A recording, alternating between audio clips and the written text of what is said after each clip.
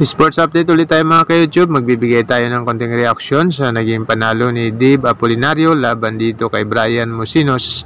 Ngunit bago ang lahat, tayo po muna ay mag-intro. Welcome to Romis Update Channel. So yan yung ating pambato dyan mga ka-YouTube ay yung may red na gloves. Yan po si Dave Apolinario at makita natin sa simula ng laban ay nagpakita na siya ng pagiging agresibo, kaya nakapagbigay siya ng mga magagandang kombinasyon mga ka-YouTube. At dito sa round to mga ka-YouTube, nakapag-score dito si Dave ng knockout.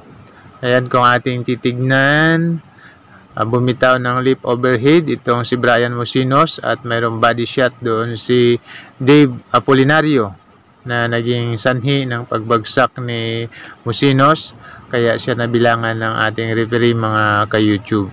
Sa round na ito mga ka-YouTube, palitan sila ng mga patama. Ayun, body shot para kay Dave at may mukha pa. Ito naman, body shot din para kay Brian. Pero kung ating titignan, mas maganda talaga yung mga patama ni Dave mga ka-YouTube. So dito mga ka-YouTube, kumunikta na naman yung right overhead ni Dave. Ayun, sa pool si Brian doon. Dito nagkaroon ng low blow. Ayan, kaya pinahinto muna ng referee sapagkat nagkaroon ng low blow doon. At dito mga ka-YouTube, kumunikta ng napakagandang straight ng kaliwa si Dave. Pero matibay din talaga itong si Brian Musinos mga ka-YouTube. No? Hindi rin basta-bastang boksingero.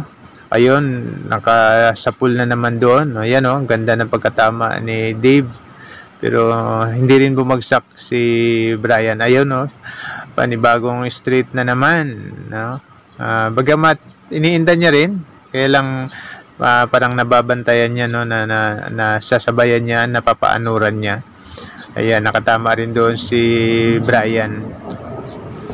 At dito mga ka-YouTube, nakaganti rin ng low blow si Brian Musinos, kaya itinigil din muna ng ating referee. Dito mga ka-YouTube, tumama ng napakagandang right overhead si Dave Apolinario pero hindi pa rin bumagsak si Brian Musinos. Kaya yung ating comment siguro, mas i-develop pa ni Dave yung kanyang power at ganoon din yung kanyang kondisyon. Kasi parang nakitaan natin siya ng pagod bandang dulo kasi nga ito nang si Brian yung nakikitaan natin ng agresibo. Ganun pa man, congratulations kay Dave. Kasi siya rin po yung nanalo by unanimous decision. So comment din po kayo mga ka-YouTube sa inyong napansin. Maraming salamat po sa panonood. To God be all the glory and God bless us all.